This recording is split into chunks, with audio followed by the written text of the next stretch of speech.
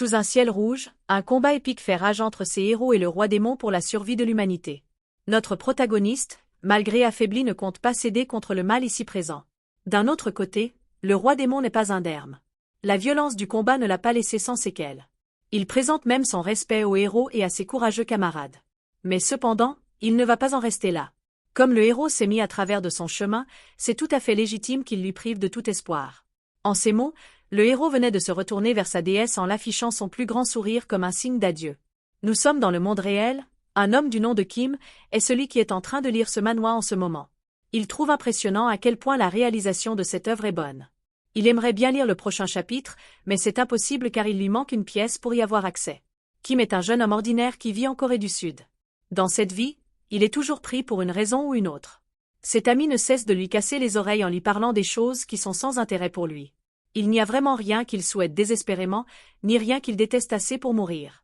Il vit comme une eau, sans goût, un humain sans aucune couleur, odeur ou saveur. C'est tout lui. Son grand-père lui avait donné le nom de Yongsa, qui signifiait bravoure. Mais pour lui c'était juste une stupide blague. Car malgré son nom, il a eu une enfance ordinaire, et est devenu un employé ordinaire. La soirée est enfin arrivée, soit l'heure pour le jeune homme de quitter son travail. Sa routine journalière est calibrée entre 8h et 19h tous les jours. Son existence est déjà minable au point où il pense que s'il continue de s'épuiser de comme ça tous les jours, il n'aura jamais de temps pour faire sa vie émotionnelle. Comme si ça ne suffisait pas, il vit dans un appart au sommet sans ascenseur. Rien que y grimper chaque soir est un vrai parcours de combattant. Un jour, il risque de disparaître sans laisser de traces, pense-t-il. Il vient d'arriver enfin dans son appartement, la 305. L'atmosphère qui y règne laisse à désirer. Comme d'habitude, il va encore devoir se contenter des ramens pour le dîner de ce soir. Après son repas, place au sommeil pour être en forme à son travail demain matin. Voilà à quoi ressemblait la routine de Kim. Non loin de son domicile, un phénomène assez étrange est en train de se produire. Mais tellement celui-ci est fatigué qu'il ne s'en rend même pas compte. Nous sommes le lendemain, il est déjà arrivé au travail et sympathie avec ses collègues. Sa vie se résume pour faire court à son travail et à sa maison. Sauf que ce jour-ci va être très différent des autres. Il vient d'arriver chez lui et se rend compte qu'il a oublié de se payer quelque chose à manger. Tellement il est fatigué qu'il n'a même pas envie d'aller faire les courses. Il va encore se contenter tout simplement de ses ramen ce soir comme d'habitude. À peine avoir ouvert sa porte, il est surpris car une belle silhouette est présente chez lui. Il vient de demander qui c'était. La fille vient de se retourner et se lève immédiatement en se précipitant vers lui en l'appelant le héros. Elle fait savoir à notre protagoniste que c'est elle, mais celui-ci ne s'en souvient pas.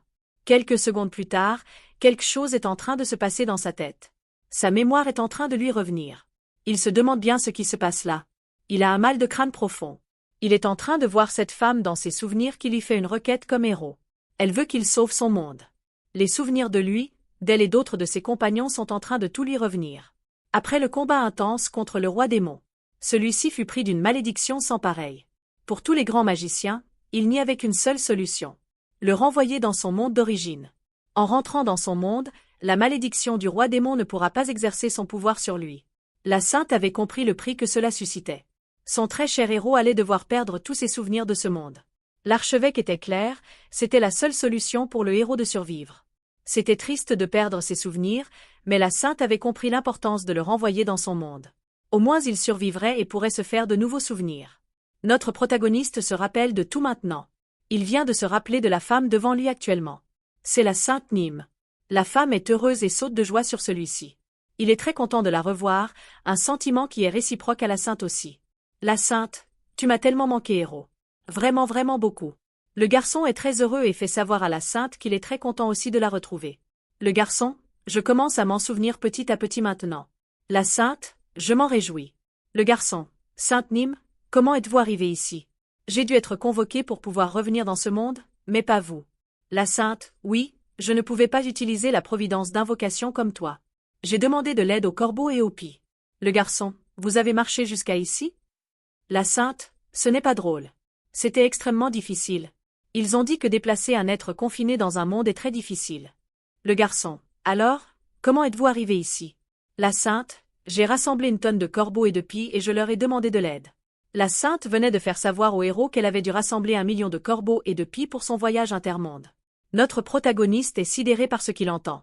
La sainte lui fait savoir qu'elle a dû faire le tour sans relâche pour rassembler chacun d'eux. Les pies se sont satisfaites de quelques millets et d'haricots rouges. Les corbeaux quant à eux exigeaient des morceaux de verre et des gemmes de corail. C'était très difficile, dit-elle. Mais elle pense aussi que c'était amusant, surtout parce que c'était le chemin qui menait au héros.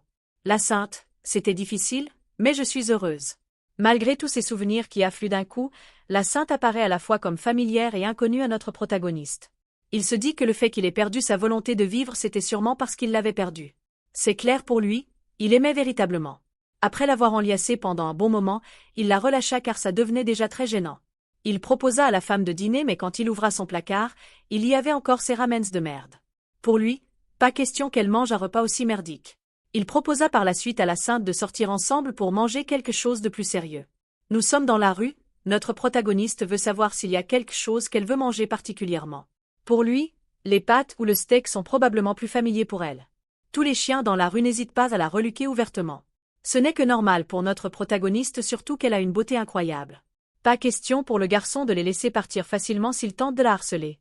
La sainte, héros, j'ai soudainement envie de manger quelque chose. Le garçon, quoi? Qu'est-ce que c'est? Tous les garçons, autour d'eux ne comprennent pas comment un déchet comme lui a pu faire pour avoir une beauté comme ça.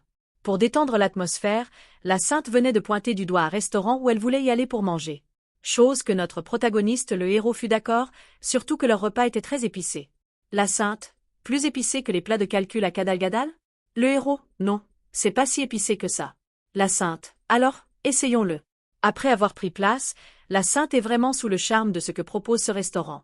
Mais pour finir, elle préfère prendre la même chose que le héros. Après que la serveuse eut demandé leur commande, le héros finit par prendre 2 plats de ragoût de quinchi. Même la serveuse n'en revenait pas de la beauté de la sainte devant elle. La gêne se faisait ressentir dans ses yeux. Pour le héros, ce n'était plus vraiment surprenant pour lui car elle est vraiment très attrayante. Le héros, s'il te plaît, donne-moi ton bol, je vais le préparer pour toi. La sainte se dépêcha de remettre son bol pour se faire servir par son chevalier. Même sa manière de manger ne laissait guère indifférent notre protagoniste qui passait son temps à la reluquer. La sainte, wow, c'est tellement épicé. Ça a l'air tellement savoureux. Après le repas, la sainte voulut s'occuper de l'addition en se servant des pièces d'or ramenées de l'autre monde. Après avoir vu sa bourse, le héros se précipita rapidement pour remettre sa carte à la servante pour effectuer le paiement. Qu'aurait-elle pu penser en voyant une personne trimballer de l'or dans la rue? Pensait le héros. La sainte, je suppose qu'il n'utilise pas de pièces en or ici. Le héros, c'est bon. Je te comprends, les choses sont différentes ici. Par la suite, notre protagoniste venait de faire savoir à la femme que pour vivre dans ce monde, elle aurait besoin de s'acclimater aux différentes coutumes de ce monde. Surtout si elle devait rester longtemps. Il ne savait pas si elle était la juste pour un temps limité ou définitivement. La sainte, non, si tu es d'accord. Héros, je veux rester avec toi. La phrase fut tellement soudaine que le héros resta sans voix. Après que la sainte lui demanda si tout allait bien, il fit savoir que oui. Pour la sainte, il venait de confirmer clairement qu'il voulait vivre avec elle. Même s'il disait qu'elle rentre maintenant, elle ne le ferait pas. Le héros, et tu m'as dit que tu resteras avec moi. Je ne t'écouterai pas même si tu finis par le regretter plus tard. La sainte, et pourquoi je le regretterais? Le héros, dans le cas où, ma maison sentirait mauvais ou quelque chose comme ça, ou mon odeur de pied après le travail.